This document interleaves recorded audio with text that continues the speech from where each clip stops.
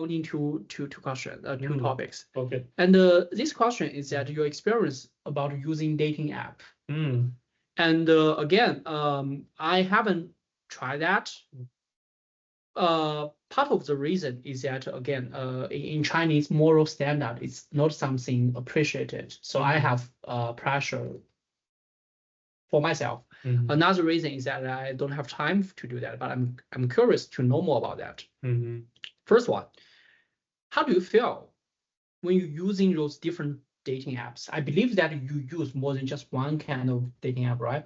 What are the dating apps have you tried, and how's the user experience for them? So I have tried a few, but never had much success with most of them. I had really good success with Hinge. So previously I did try Tinder and Bumble, but whenever like I have installed and deleted the app some 6-7 times in the past 4 years. Why you keep delete them? Yeah, because I open it and within 1-2 days, like if I do not get match in within 1 day or 2 days, I'll lose my patience. And the whole prospect of seeing new kind of faces and then seeing what do they do and then making the decision of swiping left and right, it's kind of exhausting because you see so many faces, what to do with it, how to approach, it kind of gets exhausting. And if you do not get the same return within a 1 day or 2 day, then there's a very high chance of, withdrawing. So I've done that a couple of times and I've heard from some people during my college time, a lot of people used in college. They told me that you have to stay consistent, do it for 2-3 weeks, and then see the results. You'll likely get some result. But I never stayed that much consistent for the most part. And last year I did try it. So last year, early during New Year, I tried it and I kept it for almost the whole year. So which application you keep doing for the whole year? I use Hinge this time. Hinge is the one you used last year, 2024, right? Yes. Hinge is really, really good. So on Tinder and like on Tinder, it's left, right, left, right, left, right. It's really quick, but that's why you do not get quality matches very soon. I think if you're really, really attractive, like you have really good muscles all over the body and you're really tall and you are that model person, which takes 99% of the matches, likes, then definitely any app will work out. Yeah, you're right. And now I think that for such a person, they don't need such an app. In reality, they already get tired of all the limitations. Yes. Okay. So, but yeah, on Tinder, it makes things very easy. But then every girl gets lots and lots of incoming messages and incoming likes. So they also tend to get bored. Like after 2-4 swipes, they have got what they want. So they tend to ignore the rest. That happens very often. Girls within 1 day gets 100 matches every single day. So it's like, is this when you say a girl get hundreds likes and matching, it's a data from assumption or it's a data from facts? It's facts. So some of my friends, like in college, they would show me that yesterday I made an account, a girl, and she will show me that within 6 hours or 8 hours she got 100 matches.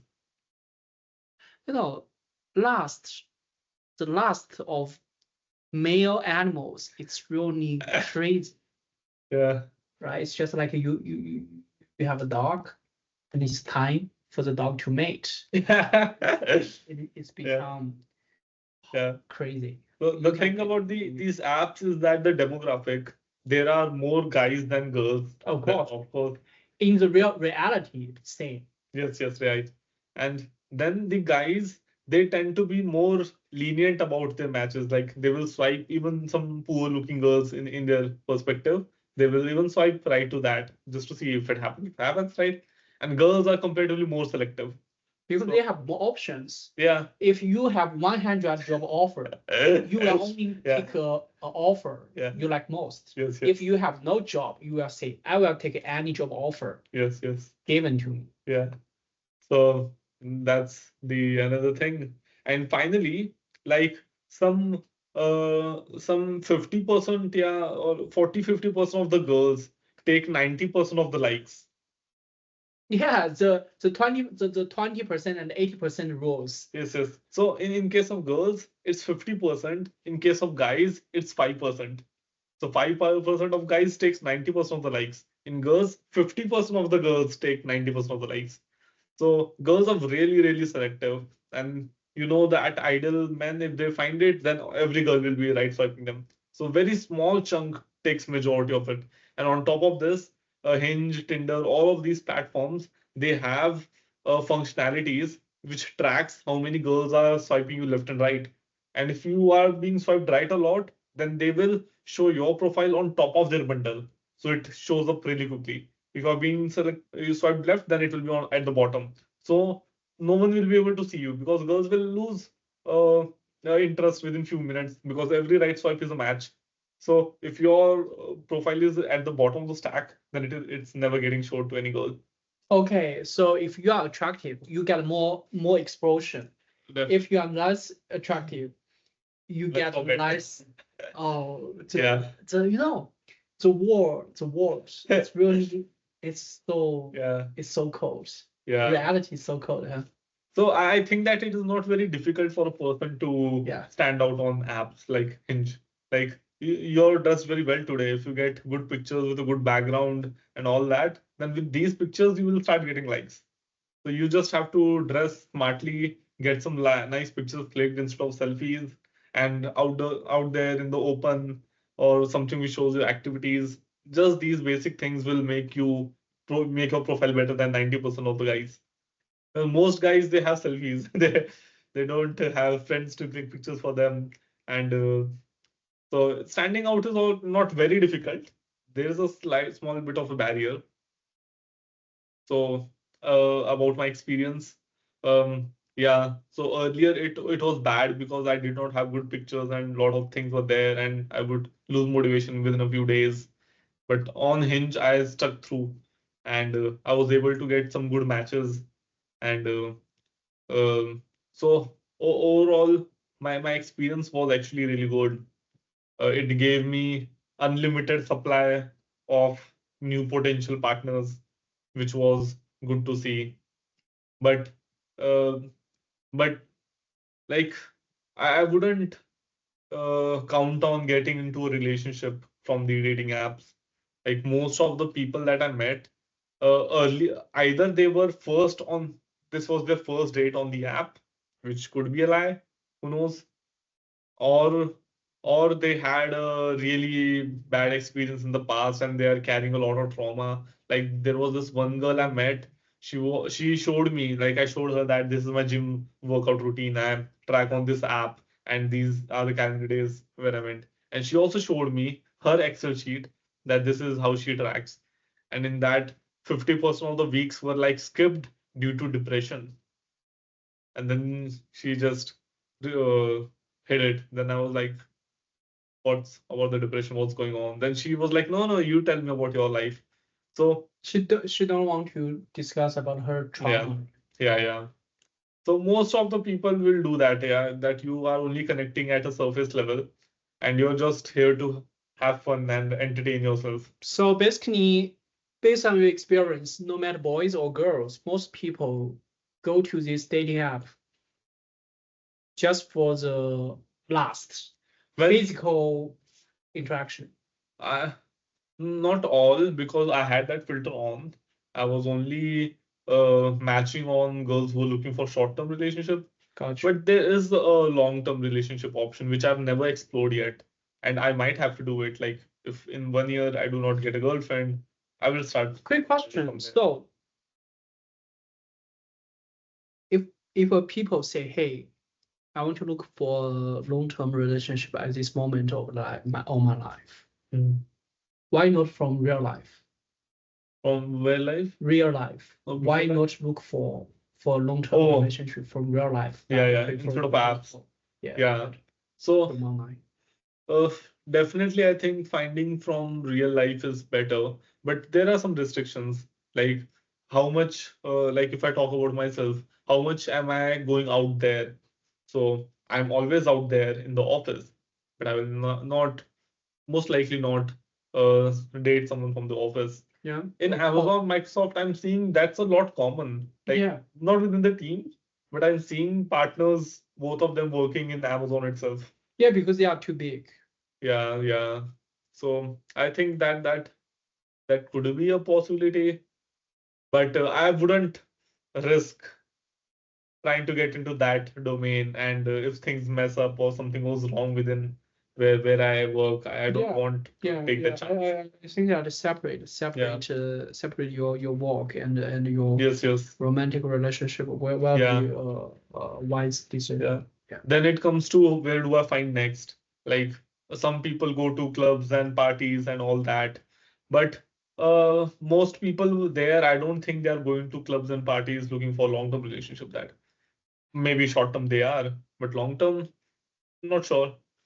Maybe in friends gatherings, that's a better place to meet new people, or more, or even better, maybe finding it through hobbies.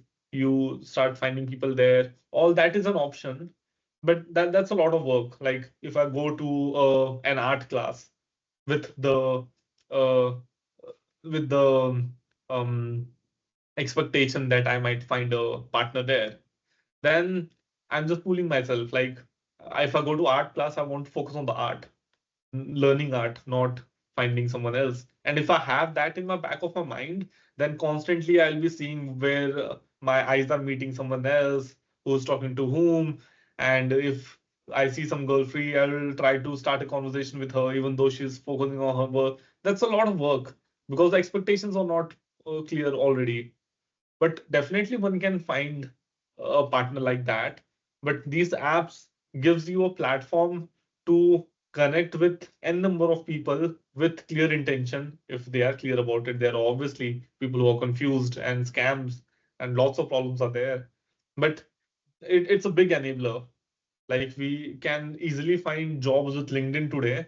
We can easily find people from these apps today, and we can shortlist them down to their intention and motivation, and then we can catch up. I get a point. People we meet in life, in real life, we meet them, but we may have different purpose, right? You or she may have the motivation to have a long-term relationship or short-term relationship, whatever. But maybe the other person actually doesn't have such thoughts. You just meet with them for another reason, like just you mentioned, like arts, right? Whatever. Got you. So, but on the dating app, people's motivation is straightforward. You use a filter to quickly. Wow, it sounds reasonable. Yeah. Right? For example, if it's just like I want to find a roommate, then I hope that I want to express my expression, my needs clear. I want to find a roommate. If I just try to find a roommate in real life, just randomly, it's not efficient. Yes, right, exactly. And but taking a detour, there's the topic of love. What is love and marriage? What we're looking for them. If we are seeing people on the apps, then we are checking them off on a bit of a checklist that they look good and they work at a good place, something like that. And and then we meet and then we try to know each other, but it will take a lot of meeting to really know that this person clicks. But a quick question, I'm thinking about that. Do you think that the trust exists in a relationship from dating app? Because okay, you meet a girl, she said, "Hey, you are the first boy I meet in the dating app." How do you think about the trust? Well, trust is you trust it, or you feel suspicious, or I don't know. Unless I have no reason to distrust, I would not. And I mean, the person has to gain the trust. Even in real life, I could meet someone and she'd be like, I only like you. And behind the back, in real life only, she might be. Yeah, of course. In real life, it is as well. It's just, it just a little bit more. She's already on the app. It's a little bit more, right? You say, you go to strip club, you talk to the man next to you, say, hey, have you been to strip club? He said, oh, wow, this is my first time to be to a strip club. You think he trusts pussy? Or... I might say mine too. So then both of you kind of are lying. No, and trust. I don't know. For me, trust is really something important. I also hope I can be trustworthy. If I went to strip club someday, then my future girlfriend or even my future wife say, "Hey, have you been there?" I hope I can be honest to say, yes, I have been there. 1 time, 2 time, whatever. Well, I cannot put expectation on others, but I can only do that on myself. Yeah, I get it. So about the trust, like you never know that if a person is trustworthy or not, whether they are from an app or a real person. Only time will tell that. Sure. And they have to earn the trust. Yeah, I think that's a huge, a lot of things to learn, to how to utilize this. Who knows, maybe 5 years, 10 years later, those dating apps will gradually become normal. It's just like you find a roommate on some online stuff. Yes. Yeah. Last question in this topic. What's the advantage and the disadvantage to use dating app? For short term or long term purpose? Whatever. Okay. So advantage is that it is really efficient. Finding people is really efficient. Disadvantage is that it's all after you meet. Like once you meet and you find that that person is not what you felt like, then it's a chore that you need to just get done with. But even if you're meeting someone in real life, you have to go through that process of actually sitting down with them and talking to them just to arrive at your conclusion. Do you want to go ahead or not? So I think that is still fine. You may have lots of bad dates, but still they are dates. So I think that it's advantageous because it's really efficient. And disadvantage is that it can get addictive. Like people may not be content with just one person. They know that they have a constant supply of people and anyone can. Do you have such issue with addiction? No, not really. Like, yeah, like even though I met one person from Hinge, I was still on Hinge looking for more people, and then I met more people on Hinge, and then I was still looking for more people until one day I got banned. Then I couldn't look for them anymore. Why? What's the reason? Hinge has been known for it's very notorious for banning people without much context or reason. If you have any risky conversation, even though it is consensual, they may just take your profile down. So I'm a victim of that. So you need to be very cautious when you Yes. speak to a person on Hinge. Yes, extremely cautious because on Bumble and Tinder, you just swipe left and right. In Bumble, the difference is that once you're matched, the girl has to message first. The only difference from Tinder. The girl has to message first, otherwise the conversation does not start. And she has to do it within 24 hours. So it gives some power to Bumble, to girls, Bumble.